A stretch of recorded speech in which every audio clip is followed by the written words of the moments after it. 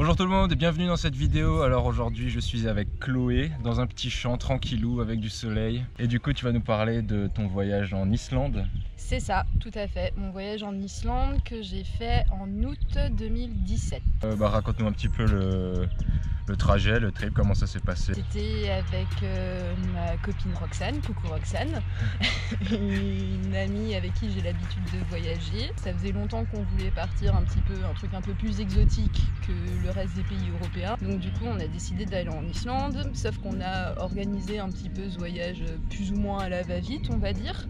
Et avec pas trop d'argent. On est parti de l'aéroport de Bristol en Angleterre. Donc moi j'ai fait d'abord Bâle jusqu'à Londres, puis de Londres j'ai pris le bus jusqu'à Bristol, là où Roxane m'a retrouvée, et puis après on a pris l'avion jusqu'à Reykjavik. On est arrivé à l'aéroport de Keflavik parce que c'est moins cher d'arriver à Keflavik qu'à Reykjavik, et après c'est à une demi-heure, je dirais à peu près de trajet. On a fait du stop jusqu'à Reykjavik, et après on a passé la première nuit dans un camping, donc c'était pas du tout prévu, on savait pas où on allait dormir. Ça, mais on savait qu'il y avait un camping à Reykjavik, donc on a passé la nuit là-bas. Reykjavik, c'est la capitale? C'est la capitale, ouais, c'est ça. Et donc... c'est le nom le plus prononçable de des trucs en... pays. Et donc on est arrivé à Reykjavik, on est tombé sur une gentille dame qui nous a emmenés jusqu'au camping en disant « Ah mais non, mais si vous savez pas où aller, je vous emmène au camping, machin, machin. » Ah, vous saviez même pas qu'il y avait un camping? Si, on savait, mais on savait pas où il était, machin, tout ça. Et elle nous a dit, elle nous a confirmé en fait le fait qu'il y avait un camping dans la voiture. Enfin, dans mes souvenirs, c'est ça.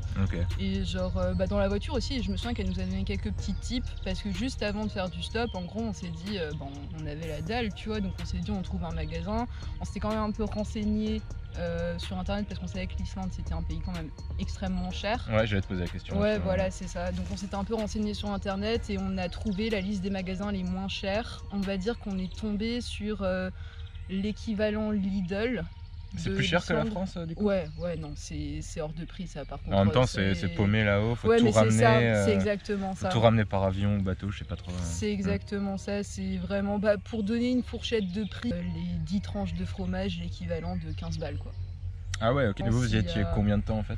On était 5 jours. On aurait aimé faire toute l'île, machin, mais on n'avait clairement pas le temps en 5 jours. Un truc aussi à retenir sur l'Islande, c'est que tu roules très doucement. La route qui va où tu peux rouler le plus rapidement, c'est 80 km/h. Et hors de cette route qui longe le tour de l'île, le reste des routes, donc c'est ce qu'on appelle des F-roads. C'est genre, franchement, si tu veux aller au-dessus de 30 km/h, c'est que t'as un monster truck. Ah oui, c'est des pistes en fait, c'est des genres de pistes. Ouais, mais c'est ça, en gros, c'est juste un chemin, c'est retourné à la pelleteuse et aplati après. Ça n'a juste aucun sens. En fait, il y a juste une route qui fait le tour. Ouais, et le reste, c'est des petites routes. Et dès que tu vas aller un peu dans les zones de nature, il faut passer par les chemins comme ça. Ouais, c'est ça, où il y a des rivières partout. Ah ouais, d'accord. Et vous avez loué une voiture pour faire ce petit road trip? C'est ça. Alors, on a loué une voiture aussi, pareil, on s'était renseigné sur internet. Si tu veux aller sur ces routes-là, il faut un 4x4. Ouais. Sinon, tout simplement, si tu prends pas de 4x4, la voiture elle est pas assurée pour aller sur ces routes-là. On a pris le moins cher qu'on a trouvé au niveau du 4x4, sauf que c'était pas un vrai 4x4, on va dire. C'est une Twingo avec des grosses roues comme ça. C'était un Dacia Duster le truc, et on a pris ça.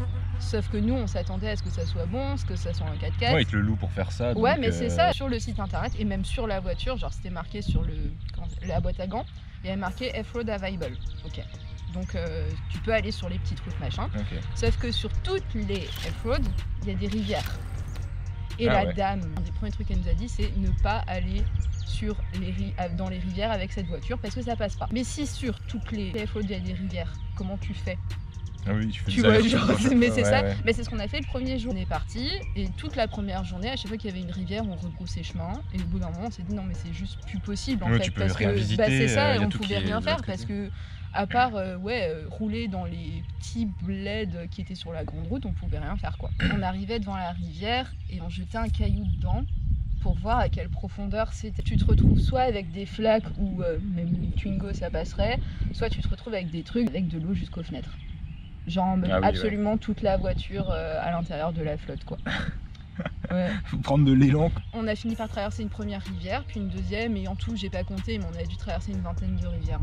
À chaque fois avec l'eau jusqu'aux fenêtres vraiment? Non, non, je Des saurais cours pas. d'eau, ça dépend. Ouais, il y avait des cours d'eau, des petites rivières et ça arrivait 1 ou 2 fois qu'on avait de l'eau jusqu'aux fenêtres. Ouais. T'as toujours un petit peu une appréhension, surtout quand tu sais pas vraiment la profondeur du truc. On prenait le temps, dès qu'il y avait une rivière, on s'arrêtait, on faisait un peu le tour pour voir où ça avait l'air d'être le moins profond. Et non, c'était vraiment flippant. Et l'eau doit être froide en plus, j'imagine. Ah bah on n'a pas regardé, mais je suppose À mon avis, que, ouais, ça doit être, suppose que ouais. Et du coup, il vous est arrivé des couilles avec cette voiture? Oui, tout Ah. à fait. Alors c'était à l'aube du 3e jour. On avait dormi aux abords d'un camping parce qu'on dormait pas vraiment dans les campings parce que c'était un peu hors de prix. Donc on dormait. Dans la voiture ou... On a dormi dans la voiture une nuit parce qu'il faisait juste trop froid, qu'on était au bout de nos vies, que moi je n'avais pas de sac de couchage parce que je suis vraiment une grosse galérienne, tu vois. Genre je vais en Islande pour dormir dehors, mais je n'emmène pas de sac de couchage parce que sinon ça rentre pas À la rude. à la rue. Et donc au final j'ai loué un sac de couchage au camping. Ah ouais, ça se fait. Ouais, ça se fait, ouais. Bah justement en Islande, t'as énormément de boutiques qui vendent, qui clouent du matériel de camping. Ah ouais. Par exemple la tente, on l'avait louée. Ok. On avait loué la tente. Donc vous avez dormi en tente aussi, Ouais, c'est ça? ouais, en gros on avait la tente et ce fameux soir, du coup, on a dormi dans la voiture parce qu'on s'est dit on va juste mourir de froid. Et sachant que même dans la voiture, j'ai jamais eu aussi froid de toute ma vie. Je me demande si c'est pas pire de dormir dans une voiture quand il fait froid que dans une tente à deux avec limite une petite couverture par-dessus toi ou des fringues et le sac de couchage, je t'ai envoyé une photo où genre tu me vois avec l'écharpe autour de la tronche. Cette photo-là. Oui, genre c'était un matin dans la tente. Ouais, mais je pense qu'on aurait eu vachement moins froid au final dans la tente. Du coup, ce fameux matin, qu'on devait rendre la voiture le soir même, on était au milieu d'un parc national. On rallume la voiture. Et puis en sachant qu'on avait déjà eu des merdes la veille, le voyant des pneus qui s'étaient allumés mais en orange. Tu vois, orange ça passe. Ça veut dire il manque 2 pneus, tu peux Ouais, encore voilà. rouler si tu mets sur le côté. On démarre la voiture et puis là, t'as un voyant rouge comme un électrocardiogramme. Ni elle Je ni m'y moi on connais pas trop savait en ce que voyant. c'est. C'est radiateur peut-être? Non mais attends.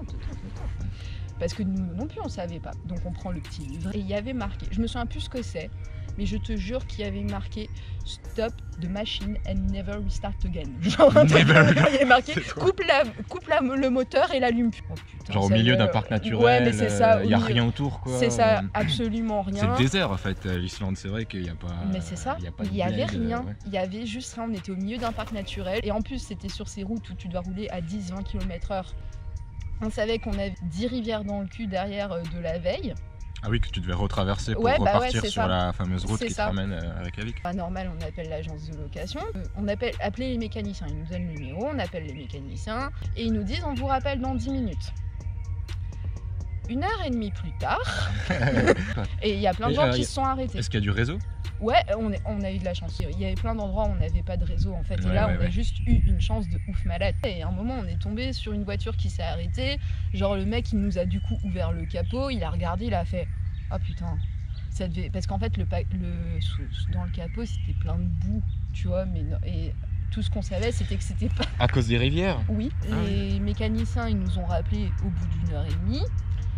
Pour au final nous dire de rentrer à Reykjavik le plus vite possible.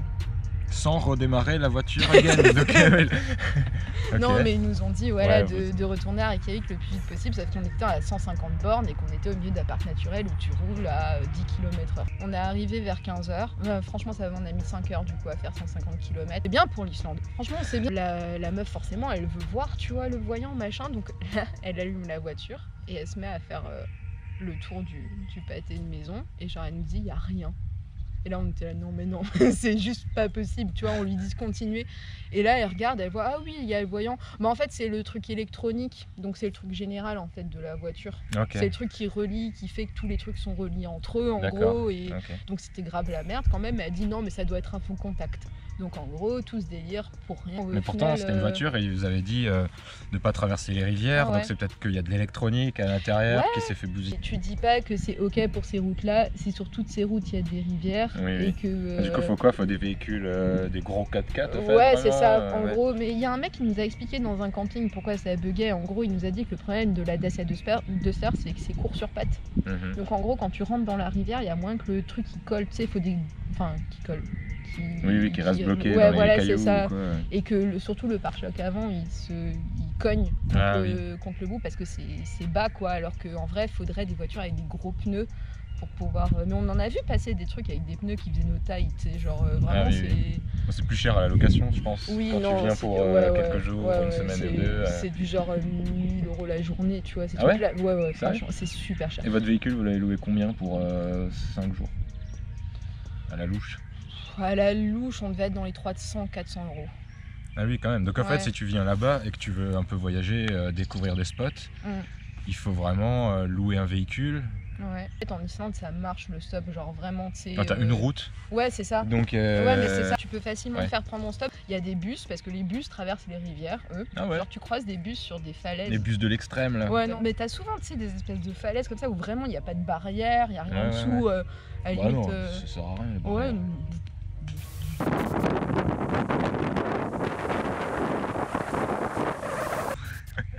Et du coup, qu'est-ce que tu penses de ce pays, Alors, des paysages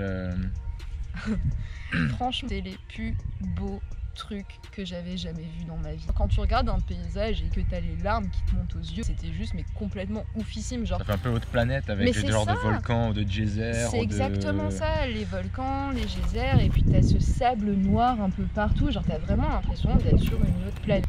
Mais si j'ai un conseil à donner, faut avoir de l'argent.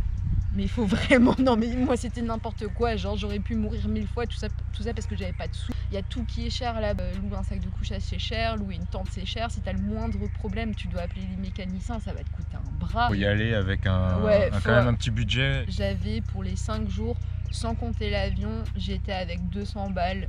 Et on a dû m'avancer parce que pour les 5 jours, 200 balles, c'est sûr que ça allait pas. Le bol de soupe que tu trouves à 3 € ici, là-bas c'est cash 10-15 €. C'est en euros alors?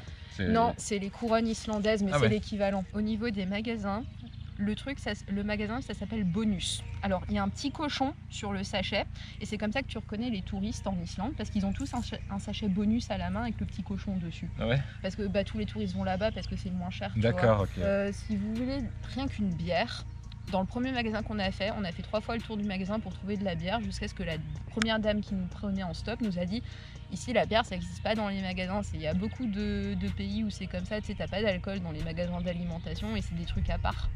Ah, des magasins ouais, d'alcool quand même. Ouais, t'as ok. des magasins d'alcool et ouais pareil la bière la moins chère, le pack de 6, 12 balles quoi. L'alcool ne se trouve pas dans les magasins.